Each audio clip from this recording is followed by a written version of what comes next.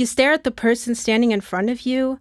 The look of disbelief on your face is probably hard to miss. Do you really think I'm going to let you inject me with some random stuff that you claim will make me evolve?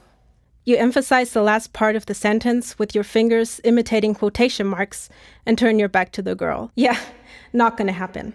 You start walking away, and for some reason, you aren't even scared of her following you. To make sure, you turn around once more, and to your surprise, there's nothing. This girl in the white suit apparently just vanished in the blink of an eye. While you're rather confused by the fact that she can just disappear like that, you also feel like she could appear right in front of you again, so you turn back around and go back to finding a way out of this place. You don't even take 5 more steps when you realize you've stepped into a void. You try catching yourself, balancing yourself backwards, but you already feel yourself falling. Luckily, the fall ends quickly, and you land on something soft. The lighting has changed. It's a bit brighter than before, but it's still just a creepy, dim light in which you can barely see. You look closer at what you landed on, and you see that it's a massive pile of bed sheets. You shuffle off the sheets and stand up next to them. You study the pile in front of you and realize that with that many sheets, there must be a lot more people here. You can make out a few sheets that are stained with something dark. You aren't sure what it is due to your limited vision, but something tells you that these could be bloodstains. A cold shiver runs down your spine, and you quickly try to get rid of that thought. You gaze around the room you're standing in. There's nothing but a door that is partly open. You peek outside, don't spot immediate danger, and slip through the door into a big hallway that splits up into 3 different directions. It all looks the same to you, so you just decide to walk straight ahead. After seeing nothing but concrete walls for a few minutes, you notice it has gotten quite a bit colder, and you're wondering if you've ended up in some kind of refrigeration area. The hallway makes a turn to the right, and there's a door right in front of you. A big, heavy steel door. You have to lean yourself into the door entirely to get it to move. While one half of your body is pressing against the door, you feel that this is where the cold is coming from. The steel is freezing cold, and while you open the door, a cold breeze brushes against your face. You finally get enough of the door open to move through it, and you immediately stop after taking your first step into the room. You feel like, despite the cold coming from the room, your body loses another significant amount of heat as you spot a pale human body laying on a metal table not too far away from you. Your eyes are fixated on it, and for some reason, you hope that if you just stare long enough, the person will regain color and start moving. Obviously, that doesn't happen, so you peel your eyes off of it. You stare around the room and spot several more tables with dead bodies on them. You are frozen to the spot you're standing in. You don't know whether or not you should run for your life, or if you'll end up like these people if you try. You consider taking a closer look at the corpses.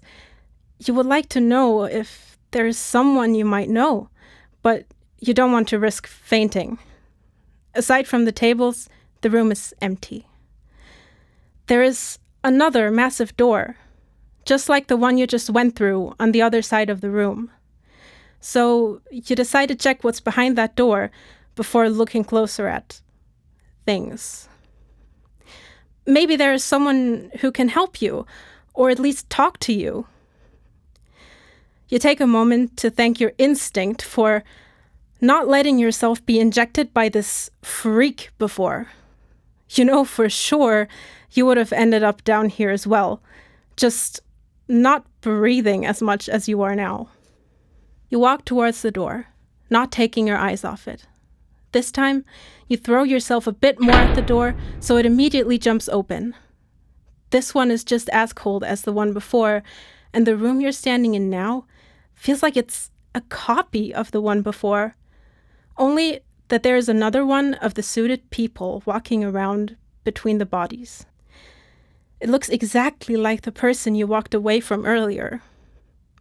You expect them to notice you or have some kind of reaction since you just stormed into the room, but they don't give you a split second of their attention. You observe what is happening.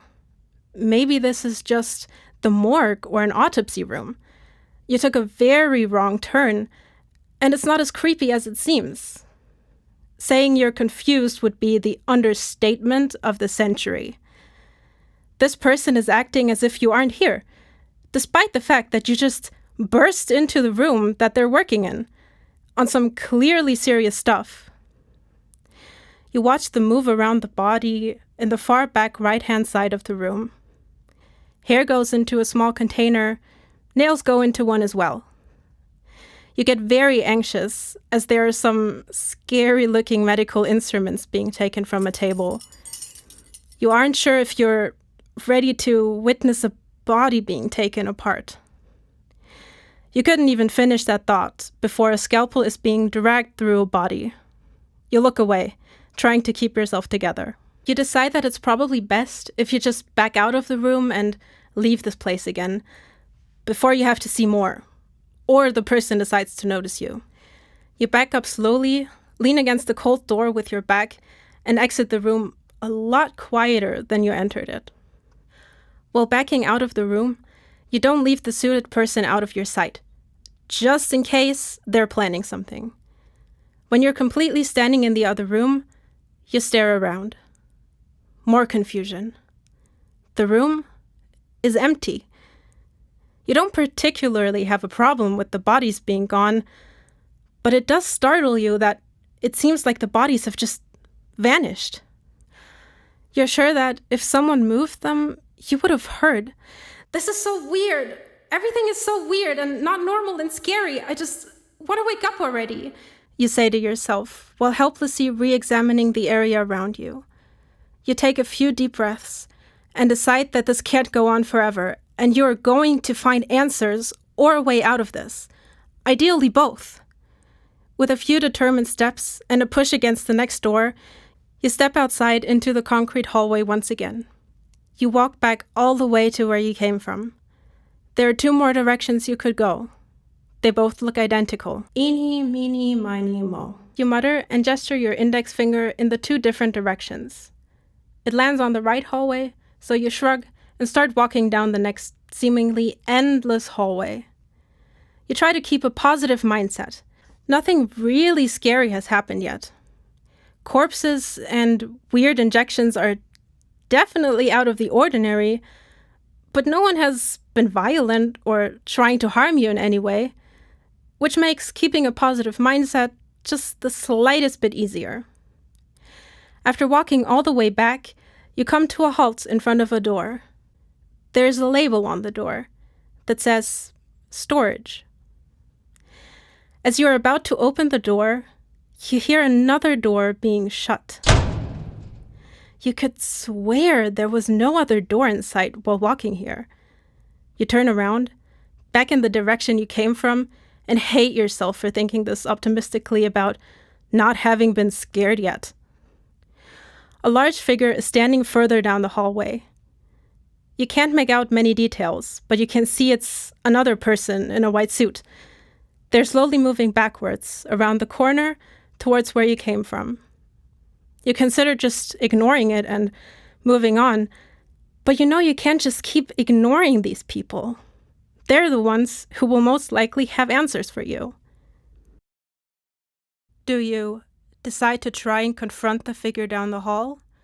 Or do you ignore the figure and walk into the storage room in front of you?